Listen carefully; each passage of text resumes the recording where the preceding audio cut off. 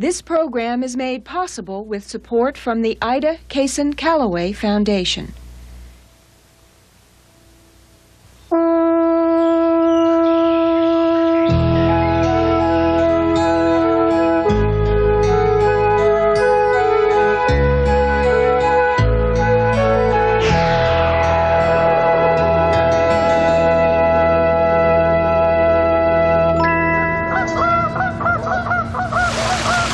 Welcome to Outdoors. I'm John Paling. Spring is here, the season for change. There's something new every day. New life, new colour, new sounds. So come on out and enjoy nature's busiest time of the year. How brainy are the birds in your own backyard? Let's make some bird IQ tests. Then we'll take a walk in the Georgia countryside to discover what's new. And we'll travel to Mexico to witness one of nature's greatest unsolved mysteries. And for those of you with an eye for nature, some ideas for taking good nature photographs. This started life as a toothbrush holder, but to birds, it's their next meal. You can have a whole lot of fun in your own homes by building simple bird IQ tests like this one. In every case, the principle's the same. You put an obstacle, in this case 4 matchsticks, between the birds and their food. We've got peanuts in here. If you get a really clever bird come to your garden, it'll settle on the perch and then go 1, 2, 3, 4. This device can provide as much entertainment as Masterpiece Theatre. Here's our first actor, a tufted titmouse. Easy pickings on the table reassure it that this is a good place to visit for a snack. As with Robert Redford or Dolly Parton, just because you can see something attractive doesn't mean you can get your hands or beak on it.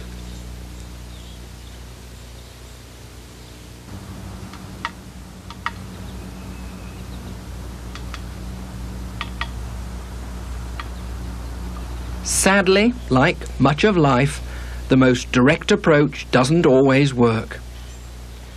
Time to stand back and think it over. After only an hour of trial and error, this bird-brained student had got the problem licked. And from then onwards, it seemed to prefer to show off its skills rather than just pick up a handout. You can make another simple bird IQ test from an ordinary matchbox. What you do is cut a window in the outside compartment and in the middle put a wedge of cardboard, because that gives you a place to put the bird's reward, in this case a peanut. And then when you reassemble the whole thing, stick it back up on a bird table, then there's a good chance the birds can come over and try and learn the puzzle. Some of them will try and tap it up from below, but the really clever ones will stand on top and then tap until they get their reward. Here again, it's a good idea to put the bird IQ test on a table that the birds have already come to recognize as a fast food spot. This peanut serves as a clue to the chickadee to establish the association between the matchbox and food. But how to get in there? That's the problem. Before it can puzzle it out, the titmouse, equipped with a more powerful beak, takes over and simply beats in the cardboard window to get the goodies. And if that wasn't enough, this versatile bird repeatedly demonstrated that it was a creature of decidedly upwards mobility. Here again, the act of solving the problem appears as rewarding as getting the food. Like humans, once one individual solves the problem, others soon show up. Bird IQ tests seem below the dignity of some species. Finally, this chickadee learnt to solve the puzzle by pecking down, the way I'd always intended. This titmouse never even tried that. At first, I was tempted to call this chickadee clever because it did what I expected. But perhaps the really clever one is the animal that sits by and lets someone else do the work. Or is it really the bird that solved both problems in its own distinctive way? Oh, by the way, What do you think a chickadee would do with the matchstick trick?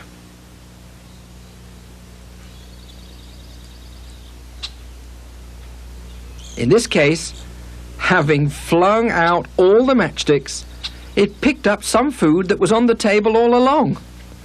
There's a moral in there, somewhere.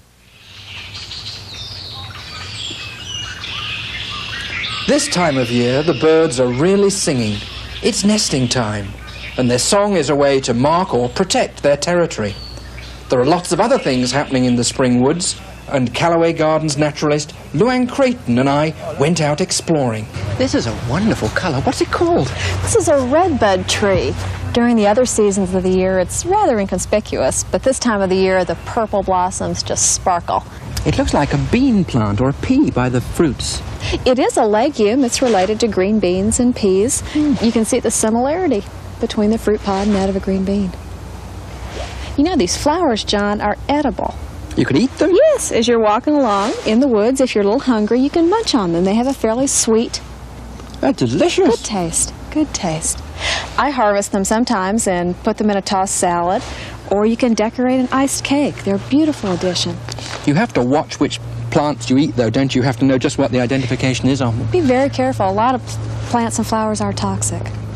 What sets it off as we walk through is all the white of the dogwoods, though, as you're coming through. This, to me, is one of the best signs of spring in America. Handsome.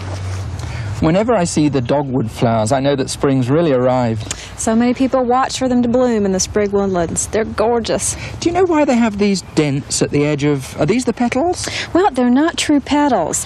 These are 4 scale-like structures that protected the bud through the winter months, and that little brown tip is what bore the brunt of the cold winter winds and rain.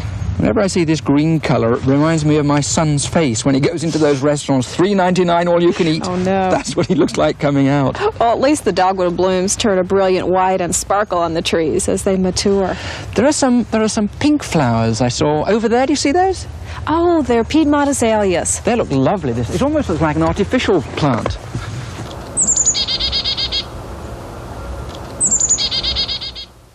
It's hard to believe this is not an ornamental flower. Well, it's beautiful, and it is one of our native azaleas. It's the Piedmont azalea, and one of the most common native azaleas in the southeast. It's got a lovely, delicate smell to it. Oh, it does. In fact, a lot of folks call this shrub the honeysuckle shrub or the wild honeysuckle. And it's not a honeysuckle, it's truly a rhododendron, but the sweet fragrance does resemble that of the honeysuckle vine. Do you know what pollinates it with these great stamens coming out of it? I haven't observed that. You know, the more I come to America, the more I've learned that if anyone as an amateur wants to try and do something worthwhile in natural history, to try and actually sit with a particular type of flower and work out what pollinates it would be a great thing, because I asked the question times, and even experts like you, no one has seemed to study pollination in detail with these flowers. But this is a real wonder, isn't it? We're going to do well to beat that as we go on today. Yes. That's probably the most beautiful flower around.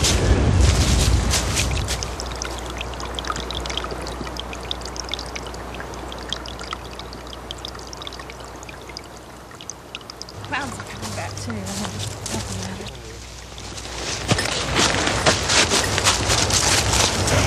You see this group of trillium, Luann? Look at them. It's a beautiful patch. The conditions here must be just right. Hey, look at this. There's a deer antler. What a find. Don't come across them too often.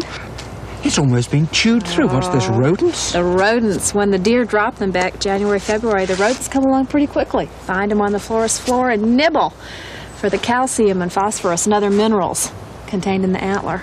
This, what's 5 points? Doesn't mean 5 years, though, does it? It's just a big buck of Right. some age. What do you reckon? Well, depends on the deer's genetics and the food supply and its age. I'm going to leave this, okay, with you. I've got these. Have you got these at home, too, from your walks? We've collected them. Yes. Let's leave it for the road. They'll enjoy another spot to nibble. That must have been there for a few months because the thing's almost chewed through. You know, it makes you remember nothing in nature at all ever gets wasted.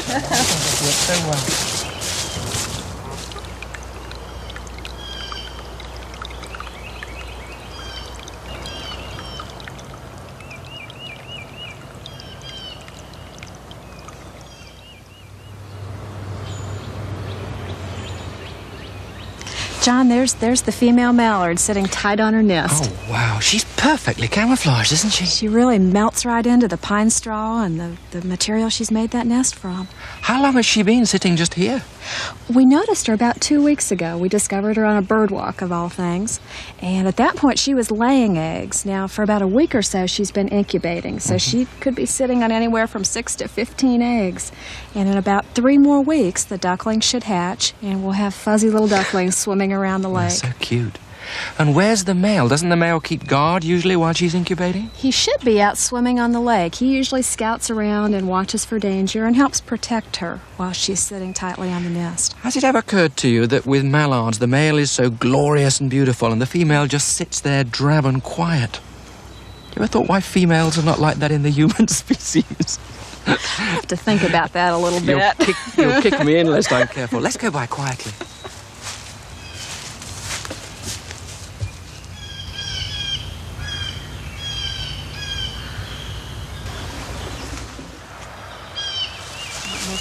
It is warmer now. John, a whitetail, look. Oh, lovely.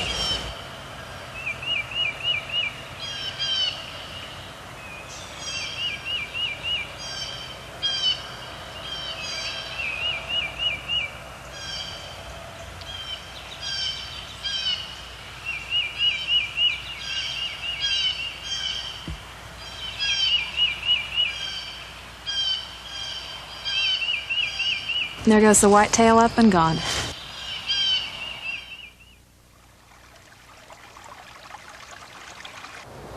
It's interesting how some buds point up when they're opening and some come down from below. Reaching for the sunshine. John, fiddleheads are another sign of spring. They're wonderfully beautiful, aren't they? The young fern fronds come up tightly coiled through the dead leaves, and that coil looks like the top of a violin or a fiddle, so we call them fiddleheads. I never heard that word before. We just call them rolled up ferns. I've never heard them described like that. It's a handy descriptive word.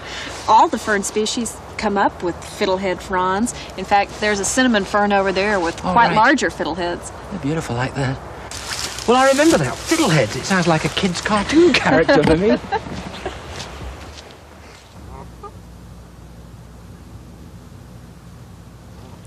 There's a Canada goose on its nest.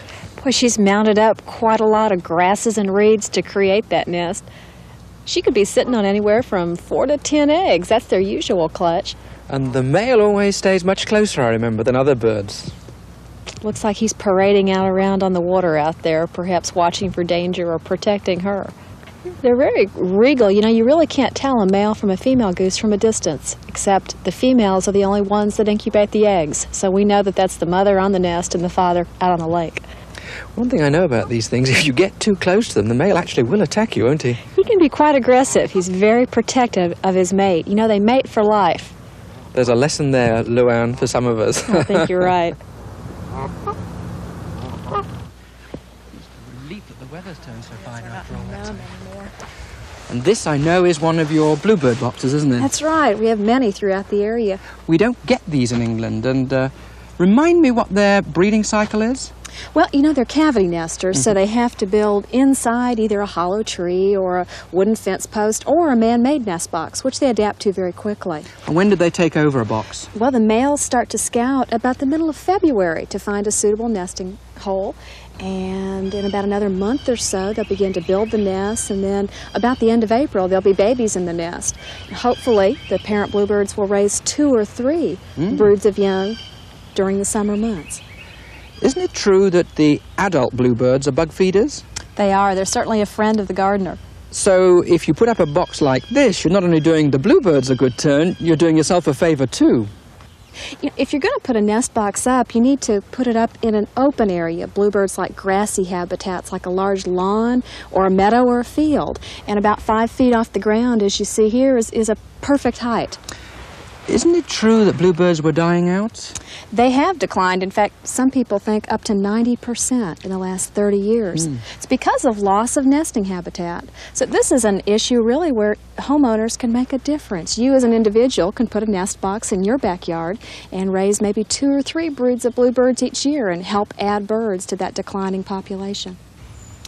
If you'd like more information on the eastern bluebird and how to build boxes like this, we have a brochure you might be interested in. write into us at the address we'll show you at the end of the programme, and you'll not only be encouraging a beautiful bird around your garden, but also making a real impact on conservation.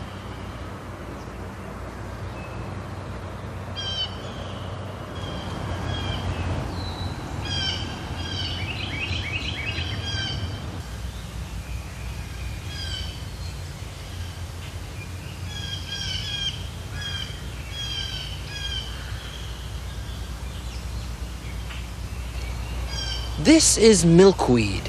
It's deadly poisonous to most creatures, but it's a favourite plant of the monarch butterfly. You can see these glorious creatures passing across the southeastern United States in the fall and in the spring. But until recently, no one knew precisely where they went to. It was one of nature's biggest mysteries. Back in March, I had the chance to follow the monarchs to the mountains of Mexico, where less than 20 years ago, incredible roosts were discovered. 13-year-old Ivor Kincaid shares my fascination with all wildlife, so I decided to invite him along on the adventure. At the same time, I look forward to seeing the spectacular phenomenon through his eyes. Somewhere out there, amidst 1 million square miles of forest, are a few acres where all the monarch butterflies east of the Rockies migrate every October and November. We're at 10,000 feet. That's about 2 miles above sea level and nearly 4 hours bumpy drive northwest of Mexico City. We're surrounded by Hyamel fir trees. This is it. Come on, Ivor. And to us, any one of them would be a fine spot for a monarch butterfly to spend the winter. Yet the butterflies are much more discriminating. They journey to a very few precise glades. Thousands of butterflies hang like clusters of flowers, flutter like leaves.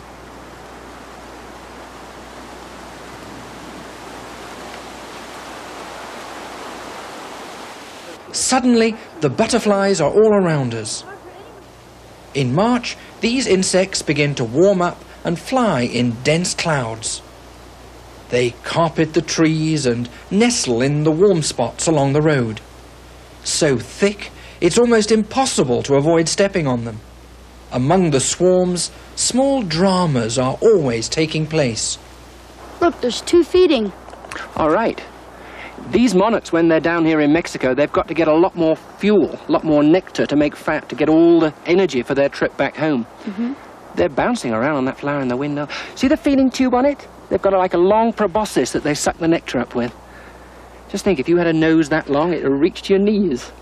They're beautiful animals, though. Have a look at these two. You see them struggling? They're stuck together. It's a pair that's mating. Many of them mate down here in Mexico and then fly all the way back to Georgia, Florida, Texas, and then they start another generation back there in America. They're everywhere. I've never been in a place like this before. Hey, look at the lot settled here. Careful. Ivy, you see these black spots on the back wings of the male there? And there? Females don't have those because the male uses them to produce a scent in courtship. That's a simple, quick way of telling them apart. Some stay, let you get really close, and others just fly off us. There you go. What's amazing is that these butterflies are toxic to most animals because they still have the poisons that they harvested when they were caterpillars, feeding on the milkweed 6 months ago in North America. That's why they can afford to be so showy and obvious, like a Las Vegas showgirl. Well, nearly. This is about the most magical place you could find, Ivor, isn't it? I love the rustling sound of their wings. How many of them do you think are here? Well, this colony is supposed to have around 5 to 7 million butterflies. But in Mexico, in this little area, there are 70 million butterflies come from all the states east of the Rockies, all the way down south. They arrive down here about November and stay through till the end of March. There's an incredible migration. What's so surprising is that they come to this exact place. Do you realize that? It's not just into Mexico. There's an area about, 2 or 3 square miles across, and they travel all the way and find the exact same trees. They don't know whether it's magnetism, because there's a lot of iron in the rocks under here, or whether the trees actually smell, because there have been so many colonies here before. But I mean, I've been studying animals all my life, and I've never seen anything like this. It's just miraculous. They're everywhere. As the weather warms up, all these millions of animals will set off for the southern United States. They'll look for milkweed to lay their eggs on. As caterpillars, they'll feed on the poisonous weed, then emerge from the cocoon as a new generation of toxic butterflies. The adults spread even further north before they breed again. And finally, by about the 3rd generation of that year, most of the monarch butterflies have reached New England and Canada. But as the days shorten, the monarchs will set off southwards once again and navigate over thousands of miles until they find themselves back here in Mexico. How they do it is one of the biggest mysteries of the wildlife world. If you want to know more about monarch butterflies and how they live and how they come to migrate, write to us at the address we'll show you at the end of the program. They're creatures of great beauty and still great mystery.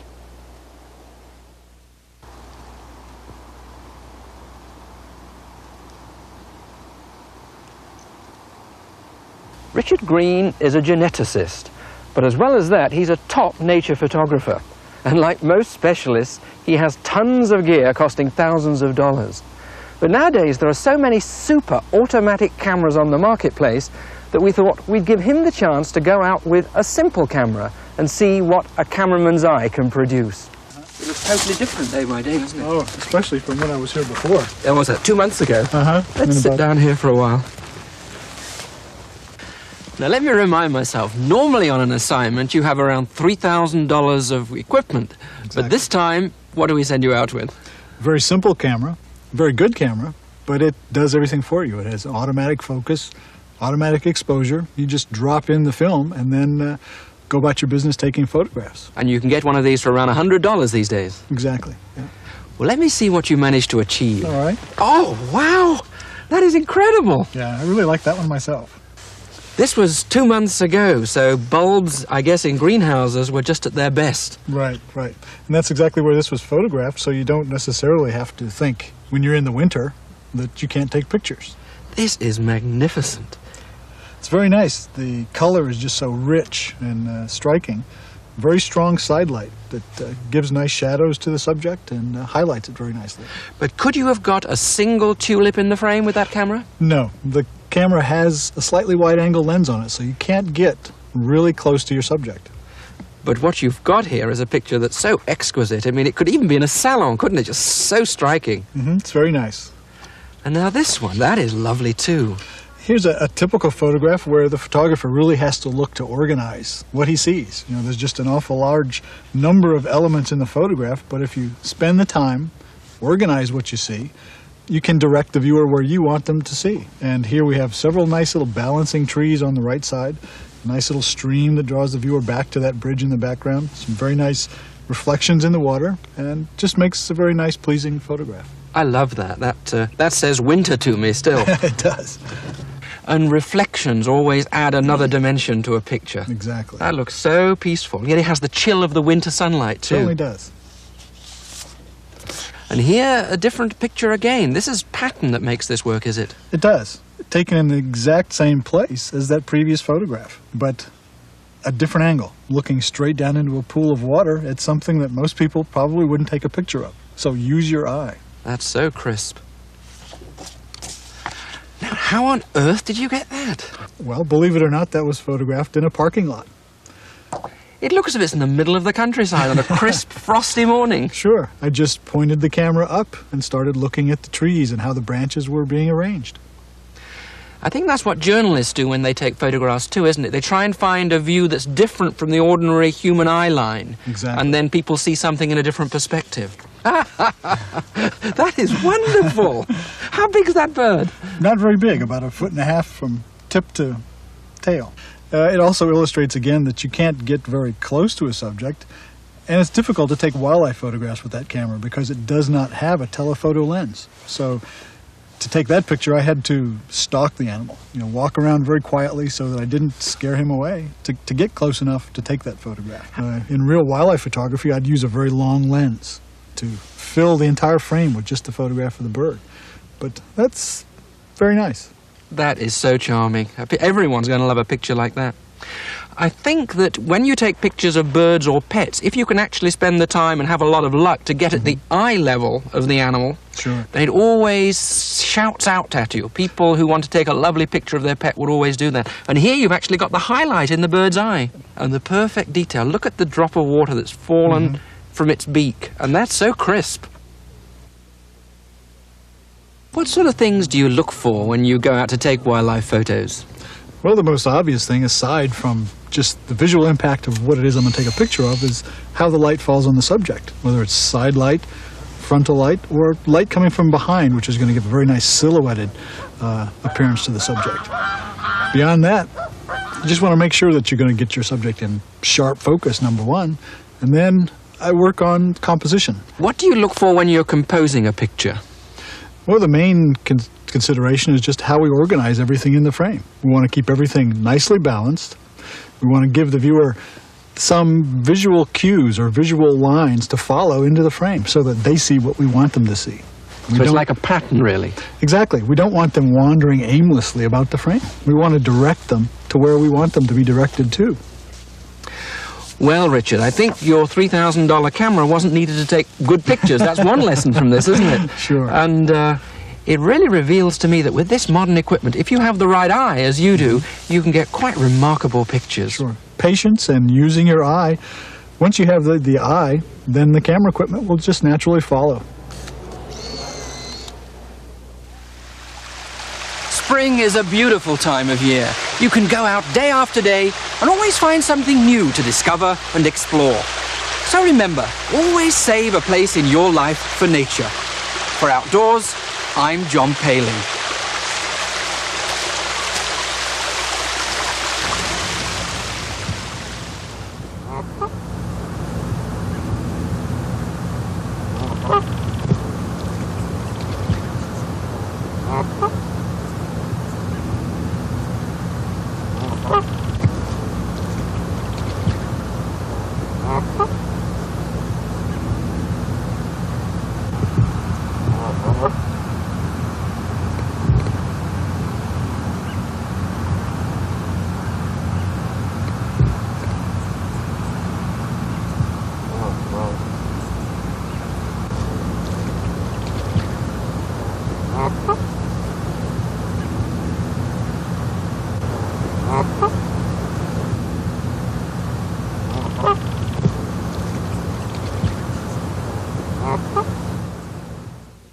For more information on either the eastern bluebird or monarch butterflies, write Outdoors, Georgia Public Television, 1540 Stewart Avenue Southwest, Atlanta, Georgia, 30310.